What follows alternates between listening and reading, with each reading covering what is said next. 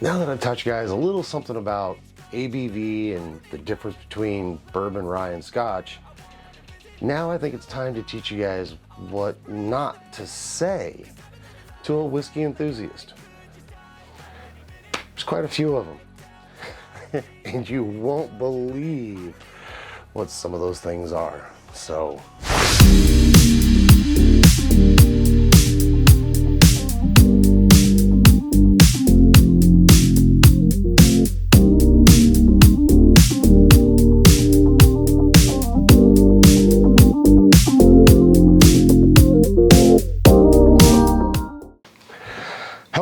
welcome back to the channel. Thanks everybody for joining me again for another video. Today I kind of wanted to get into the things that you don't say to a whiskey enthusiast. And you might be wondering, what could you possibly say to a whiskey lover that's going to make them mad? Well, there's plenty, trust me. I mean, I'm not one of those people that'll get upset by it, but there are people out there that are gonna know that you're a newbie, and yeah, you're gonna be probably pushed off to the side a little bit. If you're really wanting to get into it, trust me, there's things that you don't want to say when you're just starting out learning about whiskey. So let's go ahead and get into the things you don't say to a whiskey enthusiast. So now that you're getting into whiskey and you're starting to figure out that there are little nuances between each of them, there's still certain things you're not going to want to say. One of those things being, all whiskey tastes the same to me. You say this to somebody who's been into whiskey for a while, and they're going to know right away you're a newbie. You don't know what you're talking about.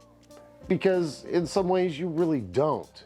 You're still learning, you're trying to figure out all the little nuances of each one of those tasting notes in the different whiskeys that are out there. And this could put you at odds with some of these guys that could really teach you a lot of stuff. So in that respect, don't tell them that all whiskey tastes the same, unless of course you're explaining that right now they all kind of taste the same and that you want to learn the differences. So that's number one. So number two, if you tell someone you should add cola to your whiskey, if you like your Jack and Coke or your Jim Beam and cola or whatever, that's all fine and good. Drink it how you want. I've always said that, I will always say that, and I'll say that many times probably throughout this video. But to tell someone that that's the only way you should drink it, you're wrong again. And you're gonna get called out for it. Because there are so many different ways to enjoy different whiskeys. To say that there's only one way and only one thing you should add to it, no, just move on and try something else. That brings us to, well, number three, saying that you should add ice to your whiskey. Again, just like cola, you can add ice if that's what you prefer. And a lot of times I like ice in my whiskey. Matter of fact, I probably like ice in my whiskey more than I like it without, but I don't always drink it that way. So to tell someone this, that you have to add ice, yeah, it's another mistake. So this would be number four. Telling someone to add water, or that you have to add water. Water actually does exactly what water is supposed to do. It waters down, just like ice eventually will water down the whiskey, diluting it and changing the flavor profile and the flavor notes that you're going to get from it. But again, Sometimes a whiskey will change its flavor profile or its notes because you've added water, and it may or may not enhance that whiskey. There's been several scotches that I've had that just open up because I've added water. But that doesn't mean that you have to add water to all whiskey or to all scotches or to ryes, or to tell someone else that that's the way they have to drink it, because it's just not the case. So try it without. I guess I'll maybe have to make another video on that one and show you guys you don't have to add stuff to your whiskey to enjoy it.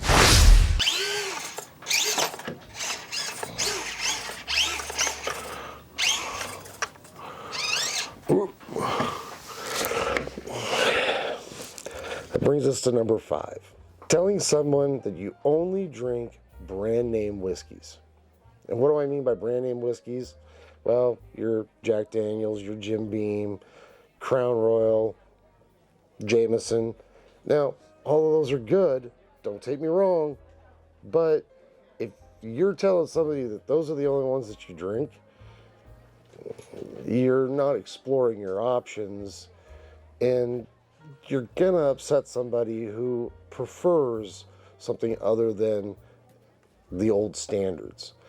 So again, you might want to broaden your horizons when it comes to, you know, brand name whiskeys.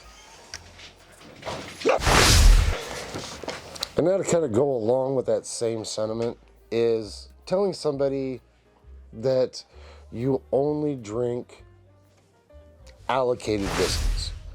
Allocated whiskeys is a subject I'll kind of get into in a future episode, but basically it is whiskeys that are only allotted a certain amount to each vendor, and they're kind of tough to get. Sometimes there's even a lottery for them.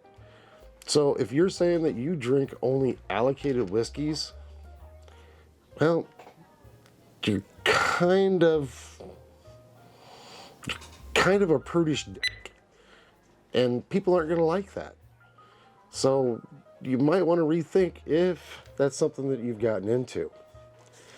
Which brings me then to my other 2 along with that. So 6 and 7 are, I only drink, kind of a theme going here, right? That I only drink high proof whiskeys. And then 7 to go along with that is, I only drink high dollar whiskeys. These are both probably going to get your ass kicked, because there is a lot of other whiskeys out there that are not high dollar, that are not high proof, and you're going to be missing out. Now, there are people that prefer more expensive whiskeys, or the allocated whiskeys, or I forgot what the other one was. High dollar, high proof, and allocated. There we go. There are people that prefer those. And that's fine if you prefer that. But if that's something, if you're saying that those are the only ones you drink, kind of an ass. And you might want to rethink it, because you're not going to be a very popular person at that whiskey bar that you're just started going to. And if you're new to it, you still have no idea what you're even talking about. So rethink those, all right? Now there's some other ones that I'm going to kind of read off of here, like pouring a glass down the drain if you don't finish it, or if you don't like it. I don't believe in that, because if you don't like it, well, it's kind of up to you to decide what you want to do with it. Or storing a bottle in direct sunlight. Now that one, you're going to learn that you don't want to do that. So I wouldn't tell people that you do, but also don't think that it's that bad of a thing. They're just going to educate you on that one. Buying a bottle and never drinking it. Number 8.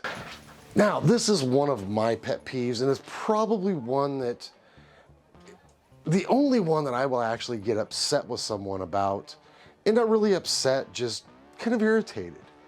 Now, I do have some bottles that I haven't opened yet, and I will admit that, but some of them are backups to other bottles that I already have. So they're when I finish the first, then I've got my backup. But there are those out there that are collectors. Yeah, and I did the air quotes, I know. But there are people out there who only buy bottles of whiskey and then put them on a shelf and then never drink them. How do you do that? I just, it boggles my mind that somebody would spend hundreds of thousands of dollars on a whiskey collection to never drink it. Yeah, maybe at some point they're gonna be worth some money, but you're probably gonna be dead by that time, and it's your kids or grandkids that are gonna benefit from it, not you. So if you're doing that, stop it. That's just yeah. All right, let's get back to this, but yeah, don't do that. Don't.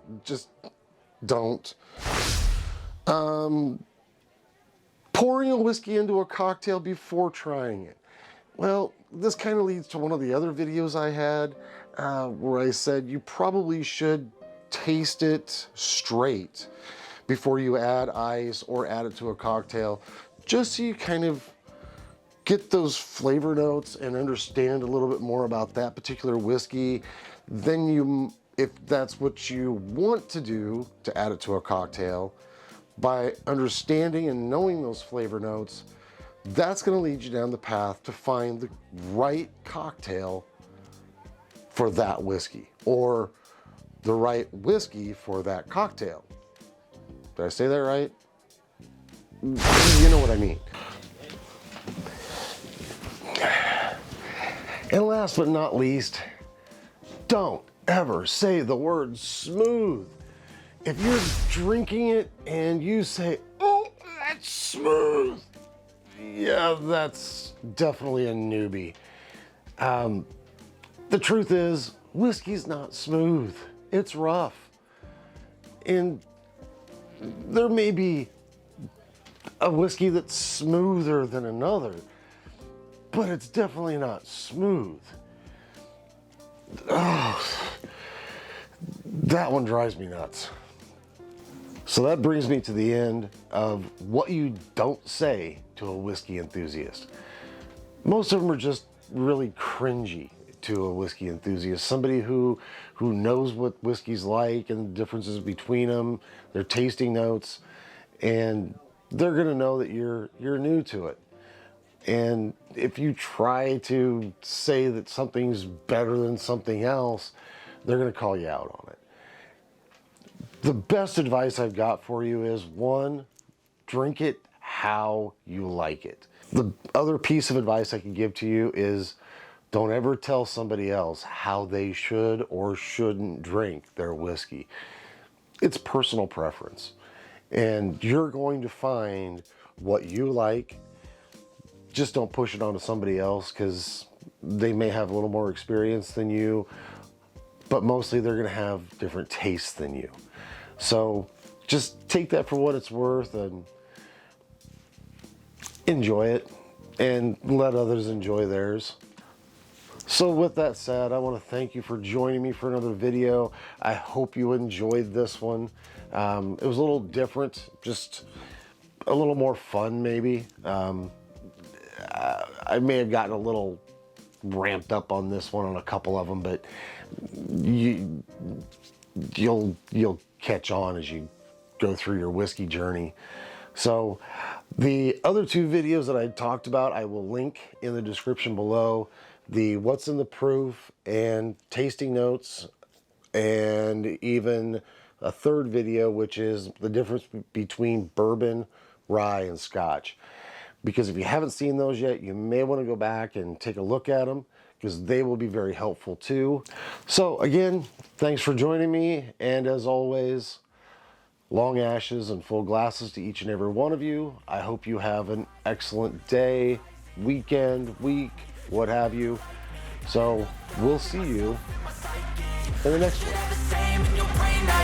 If you wanna taste, bitch, you can fucking try me. If you wanna hate, bitch, you know where to find me. And if you go and hate this, you can fucking bite me. I'll be cruising in my lane fast, call it high speed. I've been working hard, yeah, I've been working nightly. If you think you'll win, ha, not fucking likely.